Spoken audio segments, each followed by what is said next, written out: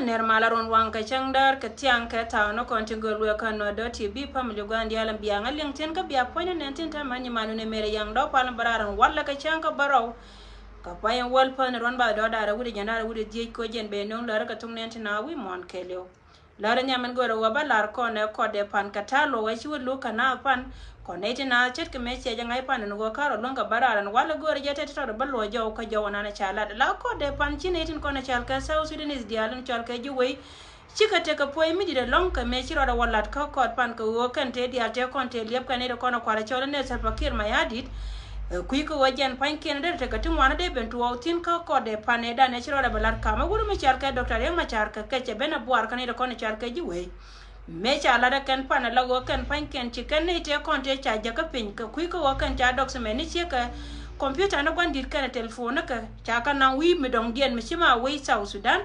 cha kan na ka South Africa ko kan ba ko wa translate ka tin dia la kon dong chi gwan dit ka lat ka kore da na chi to kan naser min cha wallo jaw tin cha la dum bora ka kan ne ko ne kwa la chori ji we chi kuma ka kuma sal pakir ma ya dit chen cha wa je kan la wa cha la bor mi de long ko woka tendi ate konte dio ka wode watu ka wargang ne te konte dio ka ma chi ne gwandi telephone ka kana computer ne ke chi woka ante la duor mitie ka te dia ate konne boy ka kan ka kwata je kenen wokan panken de ti mwana kan de ko ba gwar gwandi tin ka ku ka mi chi ka wona na ma pan che ko do ja ko che la mai ka ne ko na chal ka ne sar pakir ma yadi yene ti na wi mon ka lo biate ka linka ko na la ro gwa ma ko che pel ka te dia ate konte boy ka de na de ka lu ka je men ngot ka mo ko continue tame kwa jana nin ko kan bika we ko nyam ko kan bika ku median ko al kan me ko jo ente me woje ne dun kume mi chalo wo kan panken gor kan ba kuma gora me char kare ma char ba ya chor pinya ne ko ko la chore ji we ti kamenen yena enta ma kan diar gwa ne kan diar la woje no ko ka kod nan tin chi kod kan la woje chi duar mi lon ko woje point te ka mi nyolje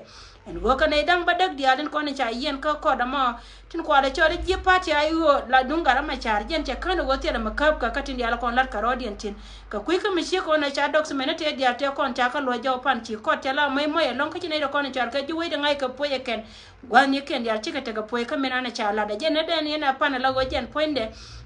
kine dial to wana kan pan ken chi go che de te ka mi chi de riere we chet ka me cha dub dial cha ka ga ka pe ngane tin ko na kwa le chole ji win to gol pena ko wakan be ka jal cha wang loi mi dit che non kan ne ko ne chal ke ji ku ma ko kan pan ken la kan ma gon ka tin dial ko na non ka wokan pan ken de go te kariya ma de to ko ne dang badak tin ko na te ka sijen ka de wat jang no wajen pan ken de ko te ka me de nyo do wajen pan ken ne ti te ka dor jen la wo be ne boar ka duer ken den kon lat ke ken na mo cha ko te ja ka mai ka kan ta bango de la wo kan pan ken je na ko na ne je wala kap ka ne je nyam amela nang je ko ba ja kam nyam ka kan tin dial kon lat ke ken gor ko kan pan ken bi ko den ba ko we ko nyam cher ke men cha ja ngai ne dial kon dong den ka social media ka te we ka sa ran le ngati dial ken ne wajen chi ku me ne tin ko ne chal ke wurmi chal ke bol mel jar yal ku me de kana ka pin kan ne dial ko ne chal ke nor wo kan ne ko na ko la chori ji sa ran ta ke ke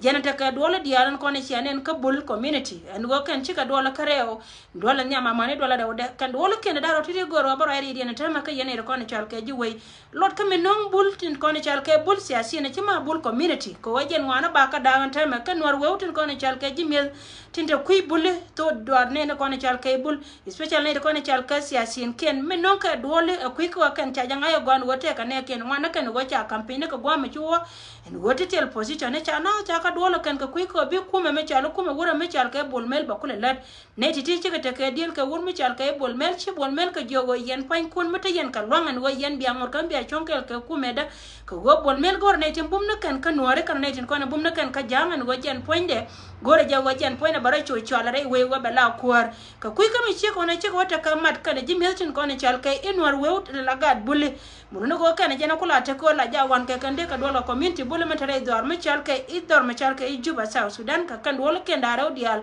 mila dol ke ken go ken panken gor ka je go ba commissioner ba kuar dor me chal ke gabana dor me chal ke unity state ba jager che kamen ti kon dia ta kan ngai tin no gon ta me te kan ne chi war gang ne ken ti ko tung barar che cha ko tung gore media tin kon cha ko tung la da ken ka karo ma sin kon la ka gatin kon chal ke gad buli minong dole dia tin kon che ka dole kon ne kan ne panne ja man me cher kan ta ma kan ne kon chal siasin gan buli e chi ma bul community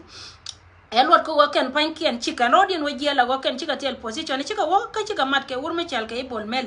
min cha dol ka bol mel ken waken pankien baronyo ka meje ka bagad dor me chal ke unity state ba ko non ko ken chika na lara go mi wone wakam kwar chine be che ko kontre weyin chale urme chal ke rek bim to betre weyin tame me jagad benti ko nyur ke tel kor muno go roye nana cha la rek bim to be urme chal ke bol mel go jin wer ke unity state ko jin wonyen kanatin che urme chal ke bol mel che jakko jen de teka ga kaloide dundu wotela do mana ngaje tini wan ko tira rame jena tama che mies gan bolutin kono gorko kona kente ko pajje monsieur ke wona jena teka dola dara ko yen war diar wi mon ke lo kala yena nen lar ka jago bul community wa pala ro dena ka kanede diala kon kanede teka differences kam ni kien titel madroy ni wan dundu go ko kan chala ke ibul ka gorka je ken go ken be ka teka me ba je kan re we ci ka wa mat ka bol mel jen ci ka bul community dial man balariye kanede diala kono wa dola ken chaje lara go teka gatu wana ken charo ni gere go lar ka je mechiro ko lar ke to ne 13 ti ken gore be go chonkel ka ke no go ken tia chin katana ta ka ken gor ka je ba ko lo moy ka position re re ta ma kan tol ka ga da ken la ka butti ne go gor ka je bi kan warga mo go ko no gor me chal ke bol mel en plan me plan gor me chal ke bol mel en ta me jen jojo go gor me chal ke rek bim top gor ka je ba je ger ka ankol tayib galwa ko go jen ba ko de jen ba wonyen kana re do ka unity state lor me awe ka garden ko ne chal ka gad unity state en konte pinching ni cheng nuara en go mi la roda tame siasa min nen yene man dol ka gadbul alia gan unity state mit biya kula ngai gwana ti yentin gurmi chal ka rek bim to me ya wolli ngan wo jeni cha chal ka juba en wo bi ben ka juba chal ne ka juba ko ba gurmi chal ka tayib galwa jen poinde ba wakam ko unity state ko jen ba dor me chal ka unity state be wo bos ko jen ba kor be wonang tin ka be gad unity state be ka wolliw na mo jenana dol ka gadbul ko ni chal ka siasin buli chima bul community balar ya go wote da menang cha buliti na changa cha mitre dor ka unity dor ka juben tame chete ka menan lat ka kan wa dolo ka ku ko kan panke ni cha na zubul ne meje nana nen yena ko yenne de konto ka unity state biya ngaya gon wo unity state again number 1 kaji gira mo bete chenga te pinche ngwana na titino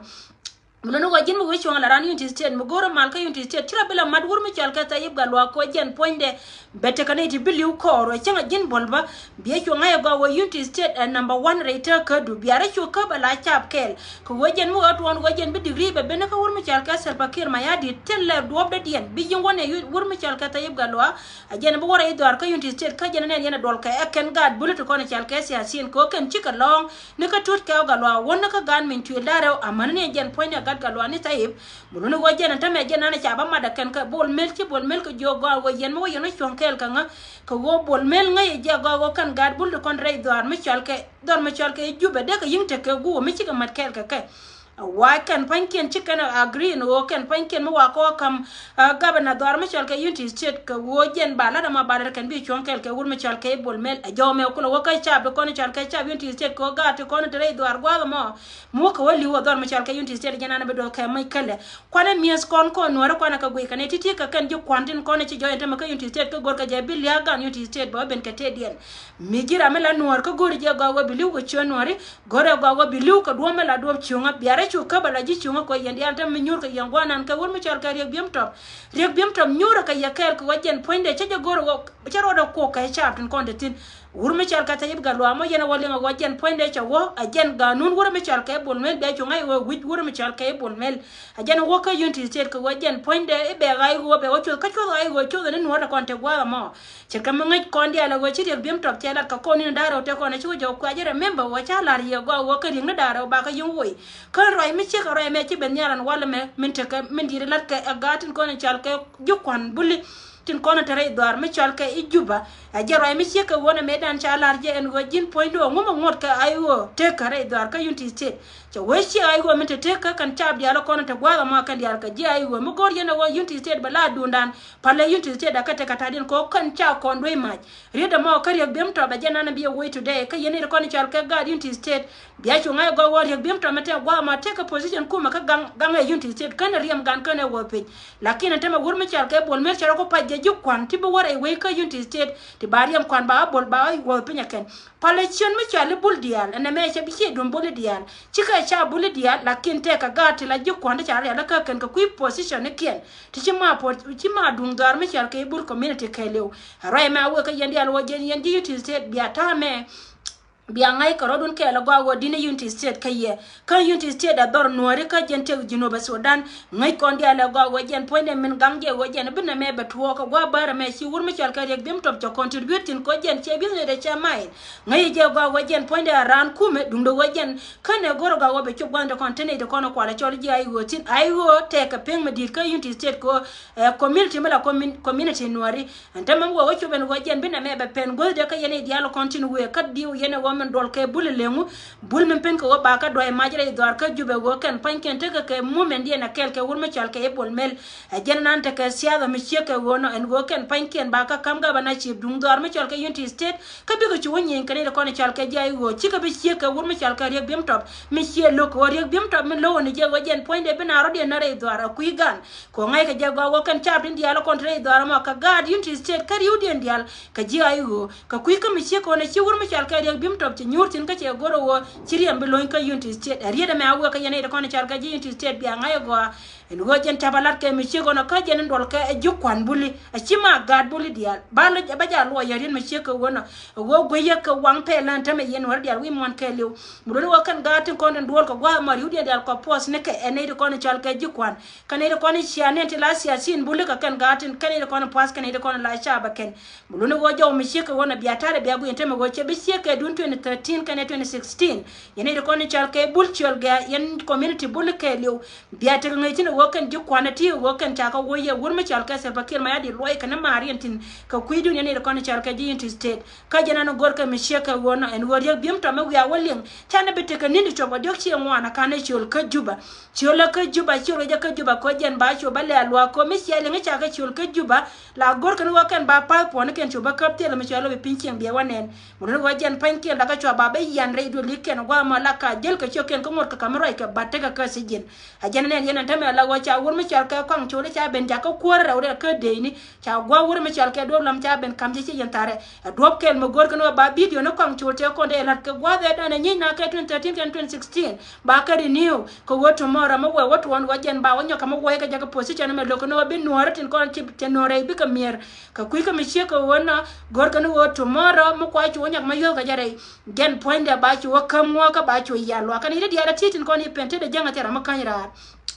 mila yana bu yenta me wokan panke ne ka kanai dang badak to kon ala jire ka to manani ne to kon ta kel ka jire ka ajar ku yela ne ta mala wala jikwan la ka barar ka la kana gor wokan panken baro ko kramana no kula ta ka pawa ka kuma ko ken ba ka kula pal si pal mi chalo wokan ne ko ken yala yudi yala kon tera me de me gien me tela ran me shiliu te me de je me nang rare we ka juba ko la kana di wo mu warar bi segre ne ken yal ko lel ka bi wotia yala wo kai dira mo ajena la ri mo no wokan yal cha ka la to le ta ka to nya kan dial kel ne dial kon wurmi chal ke kon chul cha ko ni je ko jen poinde ba ngor kan bana ba kana cha ngai go wacha gar na ser che ka bul che te ka ter kan waro di lakin ken panken ko gor do ba video ne ka dial te ko ne lat te chen nong ne ka ichore ma ko ilwe den go jen che la na won lwet ka to ne ko ni chal ke janga ya kai kan video che dial to te dial ko ne la ko wurmi chal ka ser ba ken ma ya di la ko je la dortin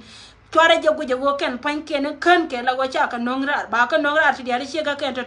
ajana kwa kan jen gwa ma ta me cha gwa do lam cha kamje ko go jen poinde binori bi ko ko ngor ka medake jen che ba continue ko jen ba nan gwa de den moda betin ne wurjanga menan ke power dum do jen ba tai to la ma ba kamje ga jen gwa dum ti de ko gor ko jen poinde ba guja ba ko ko di same time jen la ken tame ka gatin ko ne chal ke gad bulu ken ne tin ko no kwa le chol e ji do aran ye bim to mo yena ga cha non ba non ko jen ba ban wo ni je ka wo ga ja ko jen kana unity state kana riam da kana wo pin kama na ga ko ba tirke me chala ya ka ring di al baro di al wai ni no agency ada janga na mo ka jen la de ti she kan ti kana ko no goro ba la ye ni tin azen go jen dolan dol ka gad buli tin ko ne chal ka ji kwana go ken ti ka tel position ka jen gwa bara mo ti ka betel me lon ka ken ko ken pan ken ngai jen che me run ka wo jen ba re tel pa ken lakin ngai ne kan ka ga nore antama cha gudien cha ko yudo kan bana kon nyoga jede bana kon je ko jen bana nyorkel ka wurmi chal ka bol mel kula ta ka bom an gwala ma bana guardian ti state bana ko la te de bol mel ko jen bana ko wana te de antama jer yaman gor ka bana ngai dor me chal ka unity state na mo lakin ti ma je go yen unity state en go jen dini United States kaye arane char gwar manan te tin go mishing bia liu liu ka chuang ku liu ku kele la go jen pain kun bia ra ka bien char do kon to gwa da mo chunga kel mu go te ka gad United States mo wa nyoka mananga jare idun ka jen gwa me ka jen be yo yan ma ngai ho be yan ma je chi ai ho ma dir ka kanyen char do kon char ka char nuore mu no wo yen ku liu ku ka char liu ka chuan ma jara ma wo liu ka tai tor ka chur ko na ka je ka nuor jen balia mo go be je ka jen karum be do da cha ba parweta ne kon tin la yen dia la che jone yo wo yen pain kun ya nyenya ka ke dung do wo jen ba yen non kor ara nan la yo wo yen char le liu ka do ka ye ran ci le lu jo tel pakir ma yadir kan ne jukwan mu no jukwan ta ma ko yang yen war dial wi mon ke lu gon dial kon te yen tin ne titi ka kan de kon chari ala kan ta me la wali United States ja te de gan bulletin kon chal ke jukwan buli ti la siasi ne ci ma ne de kon chal ke igat kon tin kon la chap kon kan cha buli dial kon tin chang amana gat kien dial kon do gon du gol cha ne titi cha ka gere ken te kan ne tun wan kan de ci gwar ka cha war gan ken cha so bat ci ka lok ka kuy ka mi ci ka wona ba chang ti kel ka bol mete ka jire idwar mi chal ke juban ta me kan dial bia liukel ngade go go mo wa yan ma je kan jukwanati ba ya do Michael roye Michael mo goro bala ne de konte ka United States ka bia te ka ngai tin mi che ko no jandol bulina mo men dol ka chika bul lakin yen chiem gwara ko dial bul chika bul dial lakin ka ken bul ko ne chal ka siasi ne la jukwan tin cha campagne re ko resel bakir ma yadi no mo kel ka tin dial ko no ben en go do gar mi chal ka i bor chet ka men cha janga e go jena wachi na chika jiesi ne wale te ka man mi cha do ka ne ti chi gen ne ka juba mo no ne te to chi ka gen ka ridien te ka ne daro cha mo ka botin do batan pan ba jaga la ja wai ka ye morle ni lakin chi ka morle ne ka kan chap ka kan ne tin ko ne chal ka kuma sal fakir ma yadi ko wajen mi cha ngai go wote ka mate tum la gor je be tuk be to gwan jala kon tin ne dia la kon chal ka jipen chen arandu na kula na ka le ne de ko cha e bi jogo cha ron ganga ngaro dun dum do wajen bi ngai go on do poran wale che te ka turbil kel mi che ka ne dang ro cha mo ka botin ka belo ba sorry belo ba lar ka je go jen panken ma la ja wa kan go kan ka jabe ne ba chike jabe ne ka go ken ko na cha ga jo ka dor tin ko ken ka dor go ma chika pa o che ka ga ti re ni go te to te ka tin don ta ma ka re dum la mai kana ba ken ma cha ine ne kana la wo jele jira me jele kar bi ma go da de de me tor me de je tin ko kan ga ji ba raye ma jana no go ba lar yo go kan panken ne ser ba ker ma ya dir kan dia riu dia ka re dum ne la te de jele ko na jele ka ye ki kor me ni che nyenya lon ka bi ka ma ne ko na chal kan ne ser pa ker ma ya dir kan kuma ayo nete konte cha netin chalke join posi netin konte cha matin go ken bete gwada me chika wada pin ka kor gwada ma wajen cha na ma ka kan ito konte chalke jikume dum do gojen biar hizola ka biya ko len cheke men chia garo e kon nen cha barar mulunu go bara nyoka barar ba ko queen netin konte chalke cha jinu ba sudan nen konte tar ka chonga ken go balar yo go ken ji wong ne dial mi chia kan chi wong ken rar ka media gojen pain ken te ka me chi to ka ke no mo jena na chiro da lat kuidar me chalke e a biya en gojen cha nan kan nan me dum dir ka ne de konte to ka wara kan ka kan ji kuma salba ker ma yadi ka go kan panke la lo ka wa me de do da to tin en waje ne te de ai wada ta tin a plan wura me chal ka ibol mel kan salba ker ma yadi wur me chal ka salba ker ma yadi chari po da ne di alwa kan ta me la waje te pa wa cha kam ta nya da ne bol mel mila kon ka wur me chal bol mel ko na non nyal gwa me go cha kam kuma ka pe a jane te ka te di ala kon ne chi de to ka gar ko ne chal ka gar bor la kon di ala ling ni siang ne go kan panke te ka komple ne kam ni ken chi go te me te tin dum do go kan panke cha nyu na en go be te ka do me lar ka je go chi ngal chi ka pel gwa nan te ka tin o ta to ka ken ko ne chara lat ka men ka ma dien kan te to chi ka nyen kon ko re na wa ja tin ko continue kan ne ko ne cha ta den wala tar nyan bi la wa ka kan ne ko ne char ga ne salba ker ma yadi kan ne ko ne char ka ji ai go gwa ka ka gwa nan te ka tin dum do go biya ta no biya continue ko wur me char ke lu rai kon be wonya ka me lar ja ye go ka biya te na won lul la go misia won kan ne la go boy kan mo de la go jen kana ne tiar ka go ina ne chane ne jamanan ka picture da me cha chia ki won lul chi ka ti men ti ka won lul go kan fan ken cha ka tiang pam raya mo janan de gorde nyoka malaria gad kon ka libya chi te dien cha bay ka bay me dire long to kon ka gad ya ka se jene de cha yen e libin cha kana nga ken cha tan ken cha ka kinap chi ka me chi ne lar ya ka kor jo ka me da ne chi wo to kon da gadan kel ka gate kon ne cha na nga libin anta me chele ne to ba wo to kon ka ne kon ti chu je long awate ka tana ti chu ti cha na nga ken te ko ka gwal ken ka tana de chi joy mo no go mate ka telephone me chi ya cho bwana ndi tin nor community bwana dialo kon da kon tin bana gujan yingri tin me chi ka wona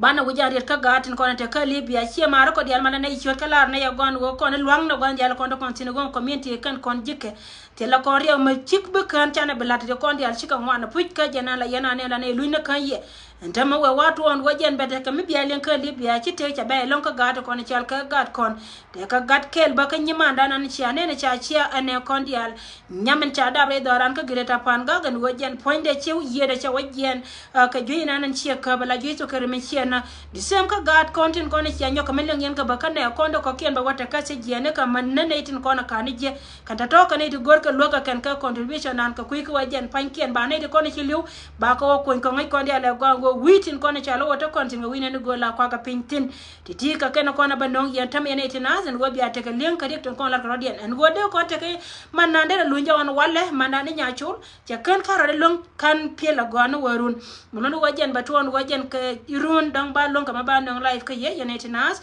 manan ba message de meda no gora ba continue ka kon beben continue ka chware ja poru waton met organization ja tinba ngoda ka metene ka pan raising ka je donc weekend be wa ba ka barar ka ton met organization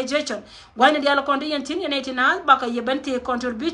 contribution dana me ka ken yo kon ka jen maye dan kon etina melar ka jamana tit kon won kume dan ka ken kon jikke muno go ken kon e de kon te ka kume tela kon gwade den ma je kon dor tin kan ti diara ti ti ke ka ye ka ti we ka community dan tin loka na wani dialo kon bag log be tin ton med organization ke weekend baka barar kon e team ton med organization ko baka ye bati tin to kon dong baka long ko roy gujun ka ga de kon to gwaba ma ti kan kon ben ka yen wala yenetina sen go baro ko garar tema mi sianga nene lo go ba barara ma tare porwe go warga ngate ko na chanan ka South Africa je chia mana ni shinya rob cheka moy ka poimi di long na chika pele long bruno wa cha wi mi chal ka South Sudan cha moy ka bwar bruno go point de kan kwa diale chanan ka post by president ka tunwa na ken ti shi na itin ko na chal ka jukko cha mo wa mana na itin ko ke na ko no kwa lo gore no jen le te ka me de wala point ko no chal ma char chika poy ka poimi di long ka men chala da ka ne de ko no kwa lo chore ji we dum do wa wurje nga jen point de cha poy ka duor mi chal go de we nan moy ka bwar ko we cha ngar ngara ken bana je ba war ya la ka ne de ko no kwa chore ne din ko no chukot ka la ka go gwa me bena chika poy ka poimi di long ko de pan che de penya moy ka jenen yen tama la go wanga lo den tari ja perwe yene di na don go ken panken mo lo den go wanga go yakke ya ma go ndiyal ko yentin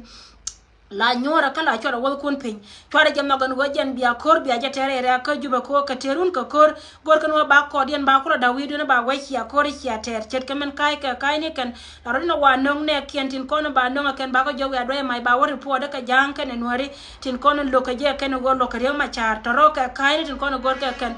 gor ko jen ba tema ba la da ken la ne ya long mi che ka go ne che wo dal yen ngai kon dia la go wota mi che wo wo jen tindi de ne dia la kon ta ka juba wan yen wo da yen dor mi de yen la dum do chore je ni chaba man chi dunia na ma gur ko na ma gor ne je ka kuikan kon ko jen panken na ide kon panken gwa nan te ka tinte ka te dadien palla ti nu kon palla ka pinya nyen ken ko na kala ke ken je nan de so bi la advice na bara ko garar piska yendi al kon mala yendi al post ka yendi al ganga bana je ka ta no kon to go to we ka benta